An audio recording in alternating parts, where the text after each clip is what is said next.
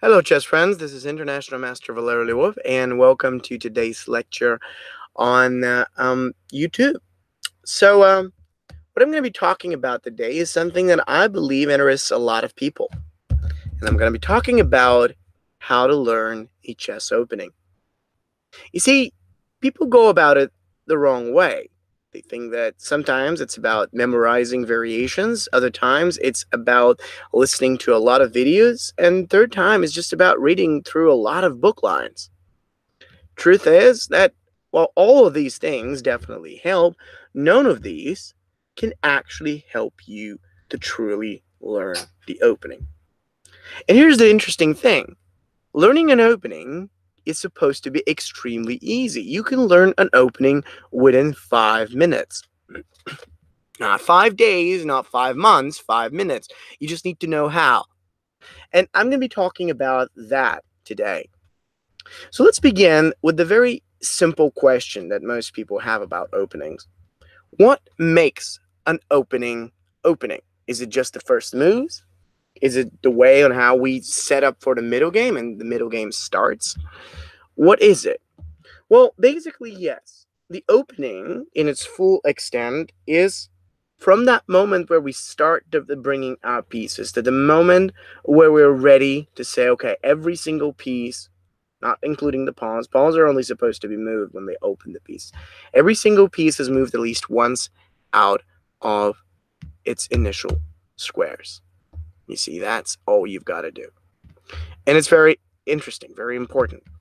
So let's talk about how you can do it. Let's suppose that you want to learn a good opening for white. Most people get really frightened due to the amount of theory.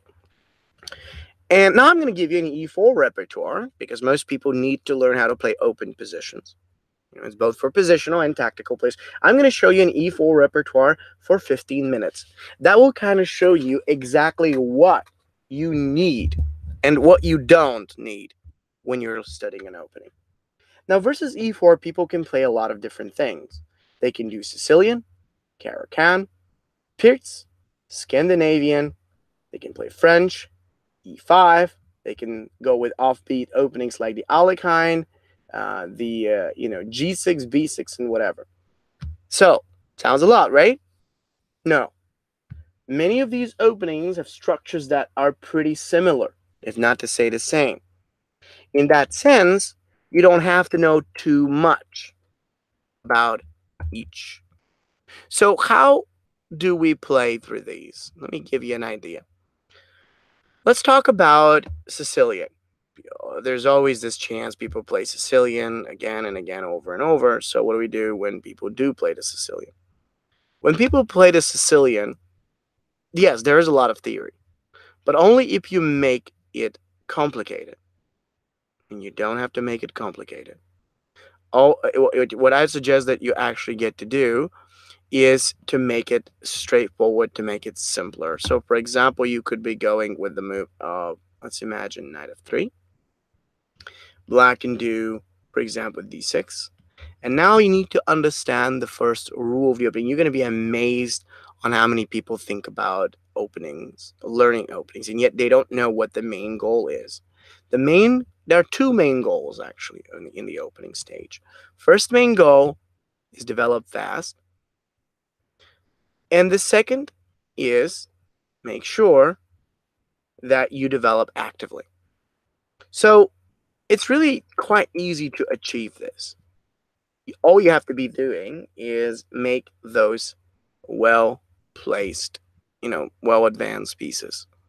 Like, for instance, now there is bishop b5 check. Black can do bishop d7. We can go with bishop takes to d7. It's really that easy, as a matter of fact. Then black can do queen takes to the d7.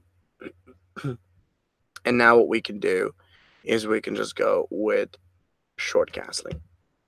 We develop fast, we bring out the pieces, and we make this most active. That means we try to make sure that they go more advanced.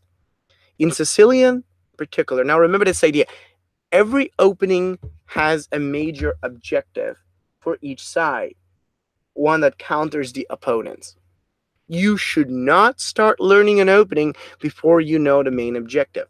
The main objective for black is that he wants to counter white's center and eventually develop around that. And White's idea is to support it enough so that, you know, he could increase it and take advantage of it, later on. Maybe he can attack in the center, maybe use the center to build up his pieces and attack on the king side or all. The reason why bishop b5 could work very effectively is because it allows White to speed up his development, and eventually, if he wants, he can get the center control quite easily. Now, I know what you're going to say. There are going to be some players, like opening geeks, as I call them, who are going to say, Valeri, but in this book and that book says that black has a chance to equalize by playing this, and then if white plays this, black plays this, and blah, blah, blah. That's possible. Of course. No advantage, no opening is supposed to guarantee anyone an advantage. But now we're not talking about theory in terms of book moves. I'm talking about what you can use in your game. And that's very different. The practical side of the opening is a lot more important. So here's an idea with which we can get a lot of space and eventually play along knight c3. Yes, black can try to counter it by advancing and getting some own space. But that's where we get the playable position. An opportunity for white to eventually, use the far advanced pawn and stabilize the center, which ultimately was black's main objective. So he can actually build around king's side. So you see, the first thing is you need something incredibly simple. The simpler it is, the better it will be. So make it simple. Second, you need to know the objective of each side. If you don't know the objective, then learn it. Don't go with variations. Learn the objective. If you don't know the objective, ask a master. What is this opening all about? Not generally what moves are important. Don't ask him that. They will tell you a lot of information that you wouldn't really do any good to you. Ask them, what is the main objective? So what is basically this is really important. Right now, white wants to support the center, black wants to attack it. So in some way, white achieves his objective. Of course, at the cost of his light square bishop. So he pays he pays some price. But that's the thing. So most important thing. And of course, I call that the part of opening to middle game connection. Like when opening ends and the middle game begins. Okay, this is huge. This is usually the part where most of the pieces are going, or we're actually stabilizing certain areas or certain ideas that will play a role. Like, for example, after knight c3, knight x to b, x to c, we see that even though the development is not yet completed, it is about to be completed, and it's going to be very critical in the next moves to follow. So yeah, it's a nice idea to think about it that way, just understanding the different sort of objectives of each player. Objective. You must always think of one. You must always have one if possible. Because if you do, it will help you brilliantly. It will help you greatly to understand where and what ideas should I be having. Apparently right now, white's got the chance to follow up in this case. So, all right, and it was really nice. So let's talk about other openings. As I mentioned, I mean, I'm not going to show it to you in 15 minutes directly because I spent a lot of time on teaching strategy, which is also today's lecture, but I'm going to actually show you at least one line. And even though it may take a little more than 15 minutes, 15 minutes is going to be just the theory that I like to bring up. So let's talk about it. Caro-Kann. What is the main objective of the Caro-Kann? Well, black wants to counter our center. And, of course, the main goal for white is to support the center and use the space to get his pieces going quickly. Perfect. See how that would work. d5, knight c3. Black can do d takes to the e. White can do knight takes to the e. It's great. It really is just great. Look at this now. e4 is being incredibly well backed up. The idea is that we've got the chance to think about more. And if you look into this, If you really look into this, you're going to see how much more there is. What do I mean by that? Well, let me show you. 7, okay? And then after the move of knight of the d7, you're probably going to be wondering, okay, so now what? There's Valeri. What do we do now here? Great question. Great question. The thing that you would like to do is simply develop. And don't get me wrong. There's nothing bad with asking for other things. Okay? So you could do other things and you can do other ideas. Okay. Okay? It's fine. You just need to understand that in every position there's something that we want to pursue and you want to achieve. So in the opening, it's minimal. It is really minimal. Then what we're doing is knight f3. That's the thing that white can do. And it's great. Let's say it. Knight f3, knight f6. Apparently, in that type of position, there's going to be the idea of playing a bit further down with the move of bishop to d3, which I love, by the way. Then, of course, black is going to have to exchange it. And then as soon as he exchanges it, we can play bishop takes d4, just taking back, getting that bishop right ahead. It's perfect. It's really beautiful. It's close. It's strong. It's good to see. Now, if black does go with something like knight f6, there's going to be the idea of playing this move. It's just cool. Forget the rest. It is a really cool move. It's great stuff. Oftentimes, you can achieve a good opening even without knowing it. Sounds crazy, right? No, it's not. Because in most times, people do not follow the book moves. Okay? You got to know that. In most times, people are not going to follow the book moves. So what they're going to do is they will deviate. And here's the trick. If they deviate and you do not know what the main goal is about, or what you're supposed to achieve, then you're lost. And that's often why people keep getting books of openings without really realizing that it's not fault in their knowledge of books. It's in the basis. So right now, let's suppose black does e6. We play bishop g5. All we want is to make sure we develop actively. Now remember, this is a fundamental rule for every opening. Develop active. If you develop active, I don't care. I honestly do not care what type of opening you're playing and whether you know it or you don't. You're going to get a good opening. Okay? You are going to get a good opening. If you don't get a good opening, let me know. You say, I followed all the right principles and I got a bad opening. You tell me that, I'll actually think about how to answer it. But it's never going to happen. See, that's the thing. It's never going to happen. Because the reality is, it's just impossible. Every opening that's basically well placed, like for example, now we can have that bishop to c2, and it's perfect. We got the pressure now. You could see the advance and the attacks that are gonna happen. We can have queen c2. You can have the h7. Like really exercise a huge pressure at, and look at black. What does it tell you? His position. It tells you that he's down. King short castles, maybe you can play quiz.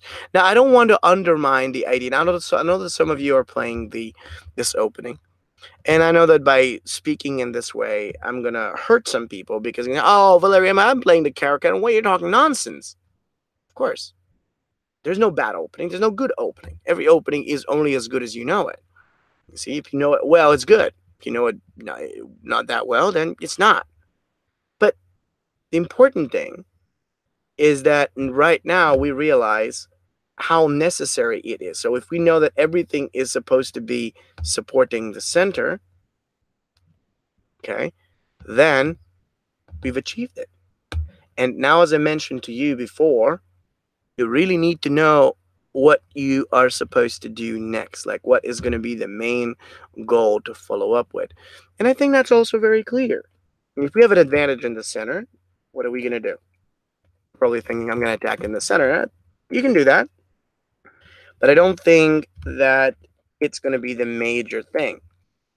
Major thing is when you actually think about using the center as a strong control, as an opportunity for a control. And then by doing that, you could build up an attack on some other area. For instance, now white can castle long. And you can also see how good that's going to work, especially considering that on the very next move, we're going to be jumping in with the move of rook g1. Then we're going to be going for g4 plus h4 plus g. That is awesome, isn't it? I think it is. I think that's exactly what we need. We need awesomeness. In line with that, let me tell you, if you know the opening objective and the early middle game objective of your opening, you are 90% capable to play it well. Not going to say that you will have everything that you need. I just think that you've covered the basis, and from that point on, it's all about detail. Detail that I would say that the last 10% is something that we don't necessarily need to know. Why? Because most of our opponents wouldn't know it either. So you know what you're doing in the opening, and the detailing is only important if there's a tactical line or so. So, what do you do now? Now, middle game begins. We just set the pieces. We know what we're going. We're going on the king's side. That's all we need. Just keep going on the king's side. Just keep going on the king's side.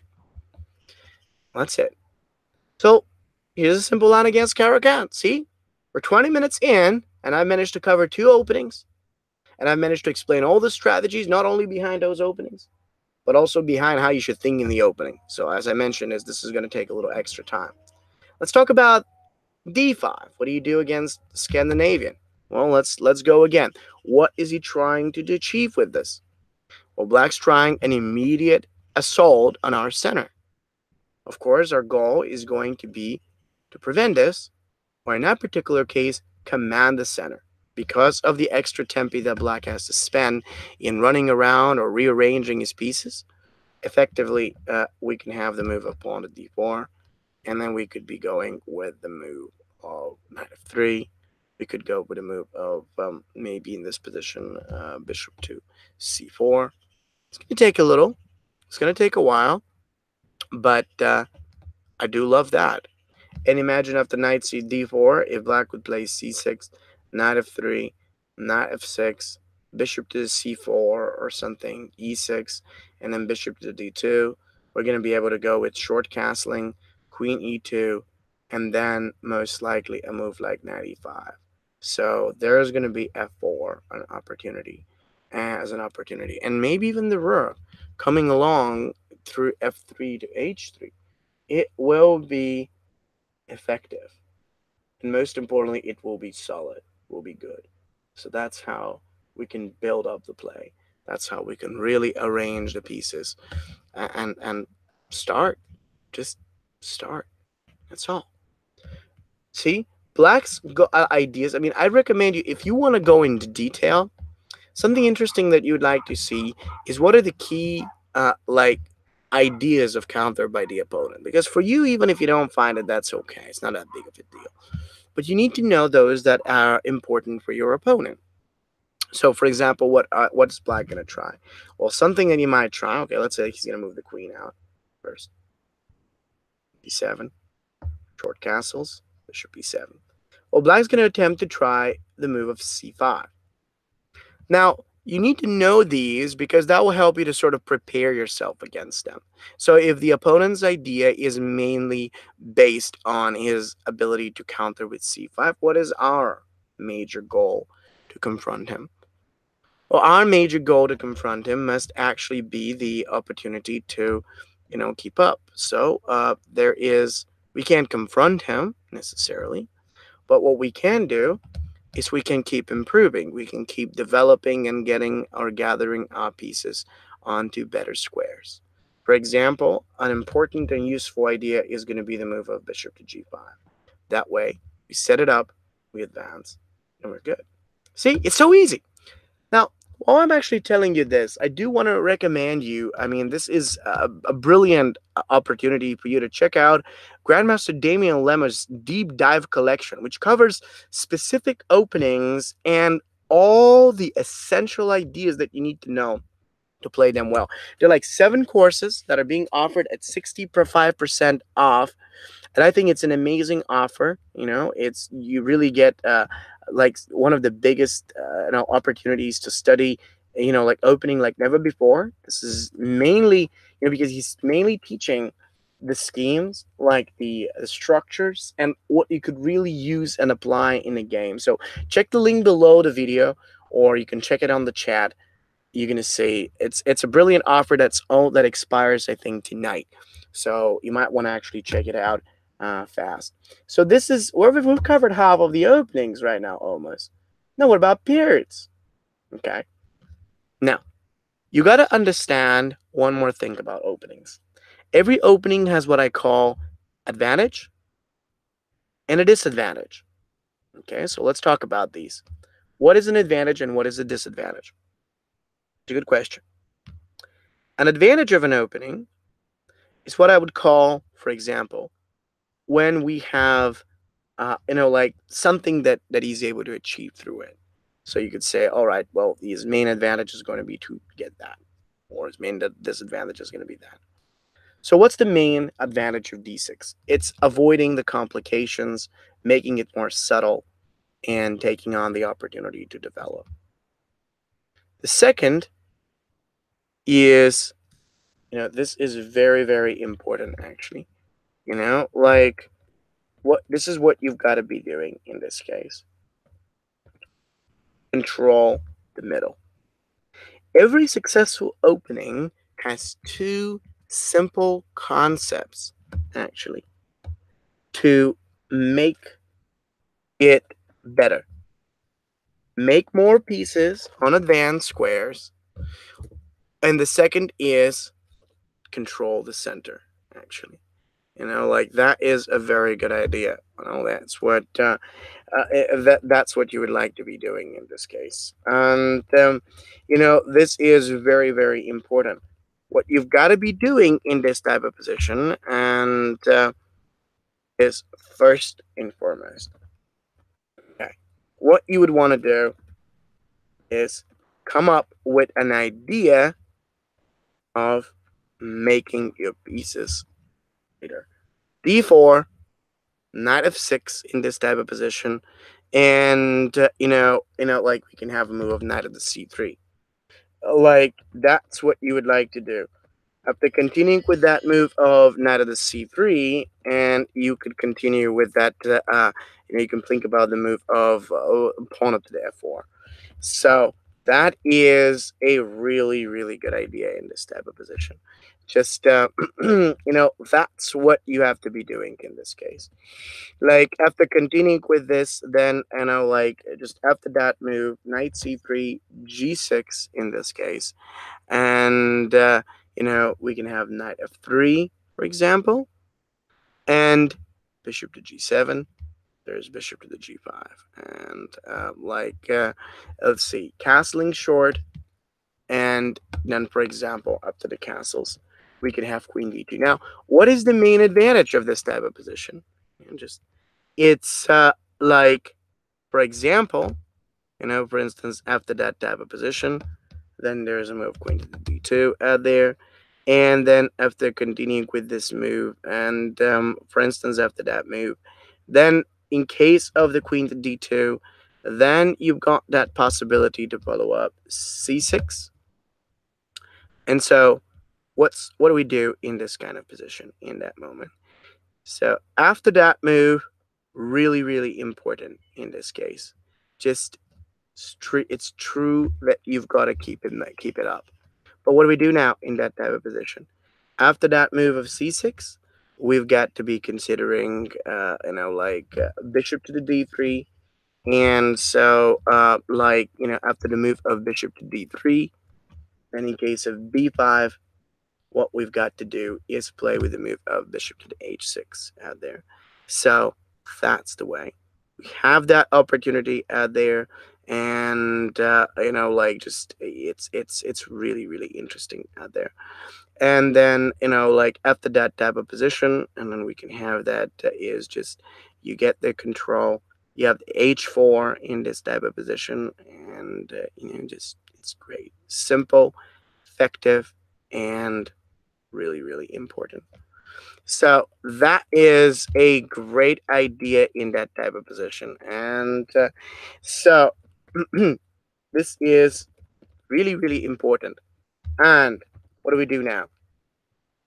Like, so you have to remember that it's a really really interesting thing. Bishop h6, knight d7, and for example, after that move, there is a move h4, bishop to b7, and then like then there is the move of pawn to h5, h takes to the g, and for instance, for example, after rook to the e8, h takes g, f takes g, and that is like that's the whole idea. Like, this is really really important. That is perfect, step by step. For example, after that move, bishop to g7, king takes to the g7, and then queen to h6, and there, king g8, and then just knight g5, and this is really really important.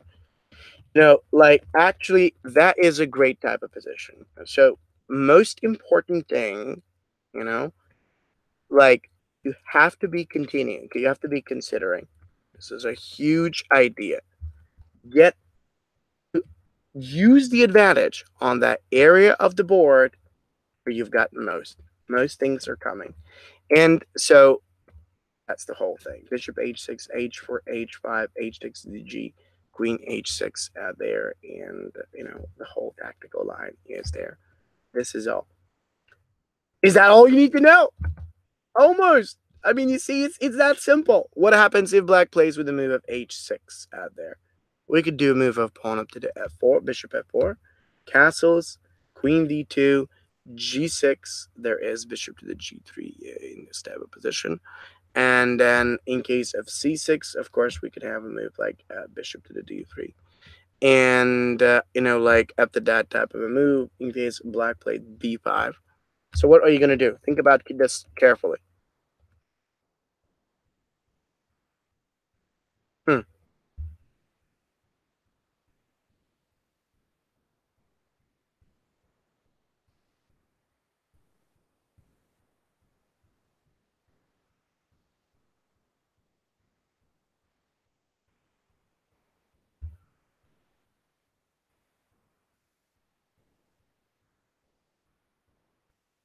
Hmm. What should I do now? Take your time. Think carefully.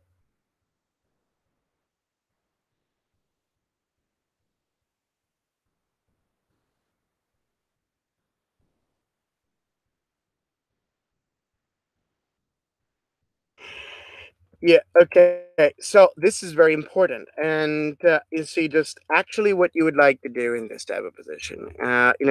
First and foremost, like, actually, you've got to be considering an attacking point. You've got h4, and then actually in case of the g4, and then we've got the move like knight to the h2.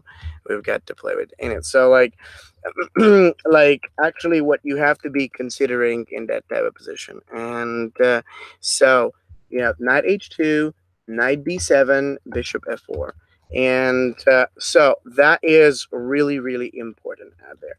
And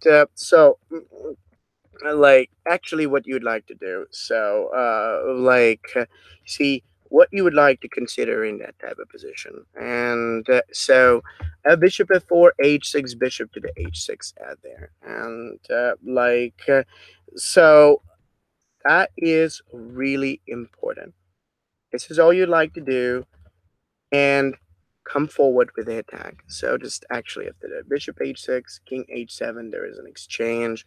There is also a move of pawn up to the e5 out there, and so this is that's a great way to go forward. And of course, the whole idea is to really build up the position and just get the control. Don't forget to keep that in mind. Well, I mean, now what about lines of e5? We've almost covered the opening. Now, I'm going to show you what if you don't know, actually. So this is really, really important out there. So what do you do in this type of position? How do we play? Think of the general principles. I mentioned two, center and a quick development. Okay? But what you would like to do is make the move of knight to the f3. Okay? But, is first and foremost actually this type of thing. After knight f3, so like after that, continuing with the move of, knight f3, and in that type of position is we could continue with the move of like knight to c6 and then knight to the c3. And so what you've got to be doing in that type of position, now if black plays knight to the f6, and then then we can have the move of bishop to the b5. Just this is really important. And this is what we do in this type of position first and foremost. And you've got to be doing in this type of position is bishop to the b4, castles, and in case black castles short side. And so just like this is really, really important. And like and what you've got to be doing in this type of position, so is he first and foremost, and is you can play d3, d6, and then there is bishop to the g5. And now we've got a move like knight to the d5 out there. We've got a pin that's being created out there against the f6, in this case. And so that's a really, really wonderful idea. If black ends up playing the move of, just actually black plays bishop takes the c3, then there is going to be the move of b takes the c3, queen to the e7. There's going to be the move of rook to the e1, and that's just the right way. Setting up, thinking about a move of d4, and after bishop to d7, pawn to d3, d4 out there. So I don't know any of the theory. I don't think this is theory, but this is common sense, active, good, controlling, and stable. And that's all we need to be doing. Just a really important thing. So after h6, bishop h4, there is the pin out there. And then in case of the move of g5, okay, there is the move of knight takes the g5. So it's really really, really powerful out there. And after the h takes g, there's bishop takes the g, of course. Then we have that move of queen to the h3, and queen f3, there's rook to the e3 out there, and that's the whole thing actually. So the most valuable thing that you've got to understand is that rule number one is build up the position and keep creating threats. It's just what you've got to be doing. So like this is the key. And so this is really, really important out there. All right, well, I think these are some of the most valuable ideas. Now we've got two more to cover, and it's e5 and knight f6. Okay, with e6, French defense, and knight f6. What do you do in case of French? I'm going to show the Bobby Fischer line, one of my favorite lines out there. So, like, first and foremost, like, actually what you'd like to do, like, first and foremost out there, number one, and this is a key idea in this type of position. Like, you play with the move of d3, d5, and then what you've got to be doing, this is really important. Like you have to be considering is the scheme. Why are we actually putting our pieces there and what we do? Knight d2, then we can have knight f3, g3, bishop to the g2, short castles.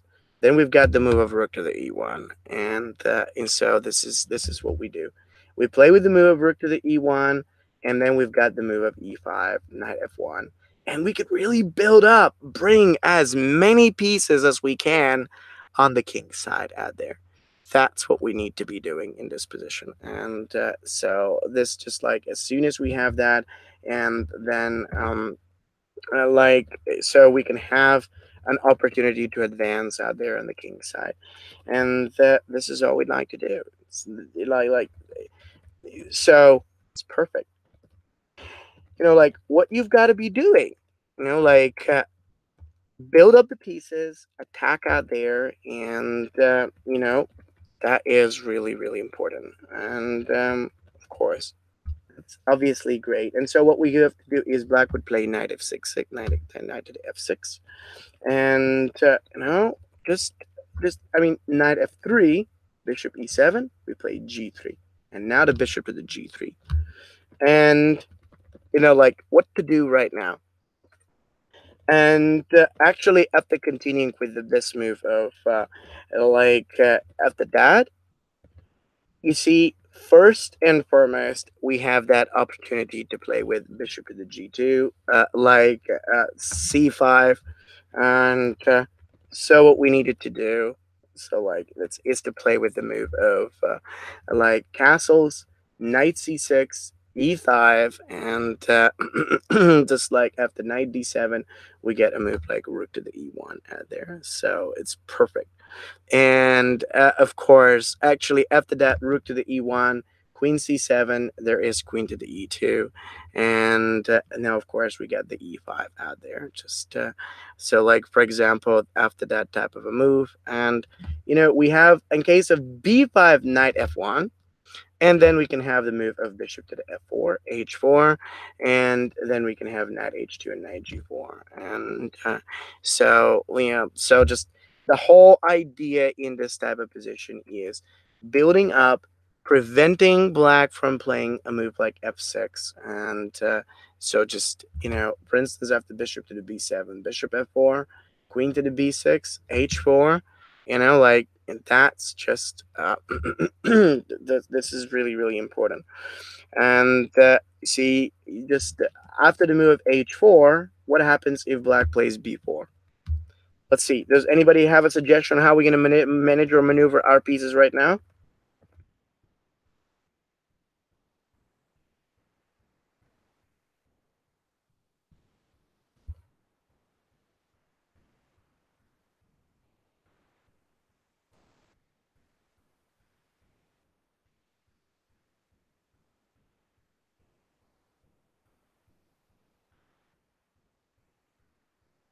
Okay, you have to gather pieces towards an area of the board.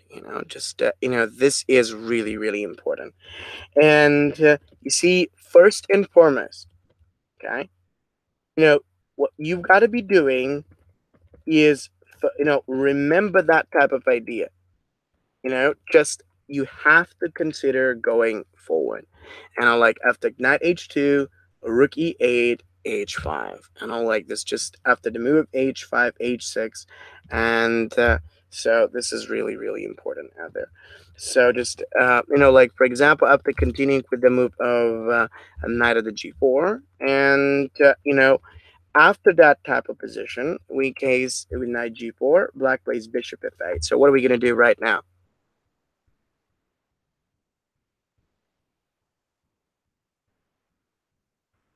Hmm.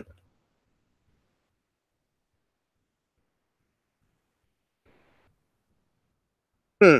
See, first and foremost out there, what we need to be doing in this type of position, is first and foremost keep the attack going. You know, like, you know, really, really important. Bring the big pieces, the big guns, queen to the d2, and that is actually perfect.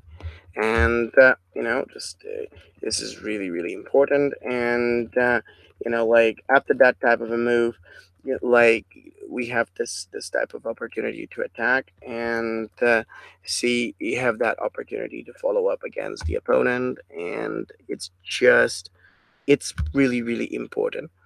So, this is really interesting out there. Just after that type of move, then that's great.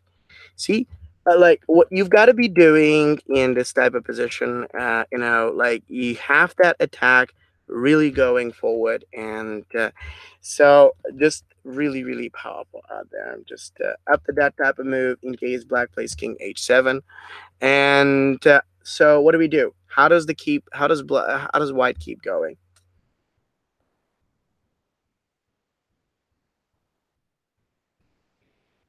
Yes. So this is really important after that type of thing. So you have to understand that a plan in the middle game is very closely related to the opening.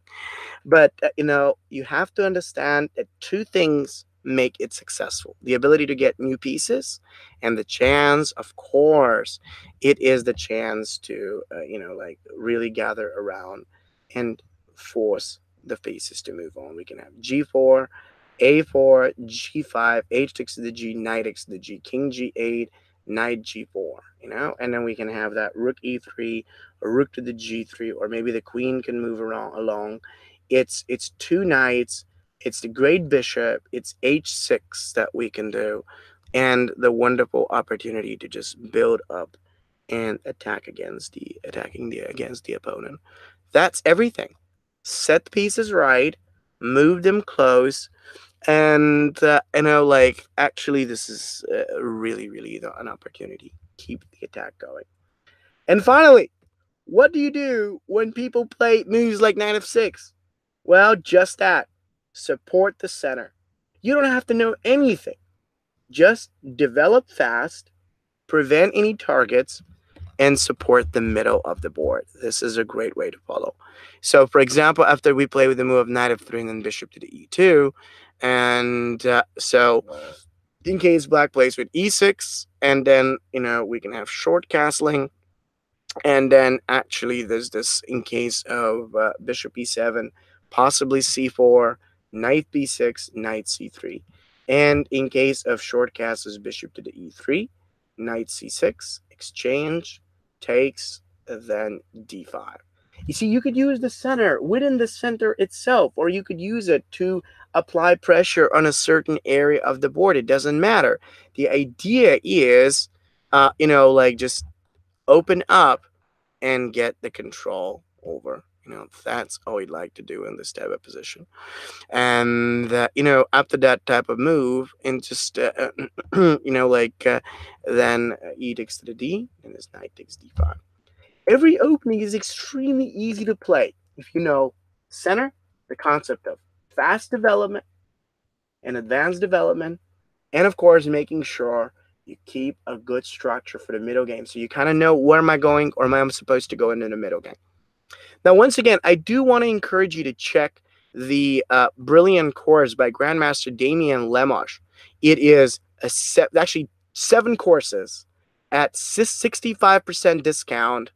And what's so brilliant about it is you could actually check it out and see all the major ideas of all the key openings you would ever want to play. Check it, the link below the video or the link from the chat. I do hope that you enjoy the concepts that it follows.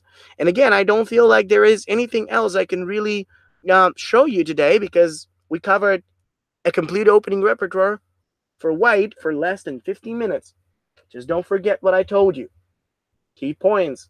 Again, learn the main objectives of the opening, the main strategy for you to achieve yours. Focus on the early middle game plan so that you don't feel lost right after the opening. And most importantly, understand the different dangers or ways on how your opponent can counter your formation so you don't fall into different traps.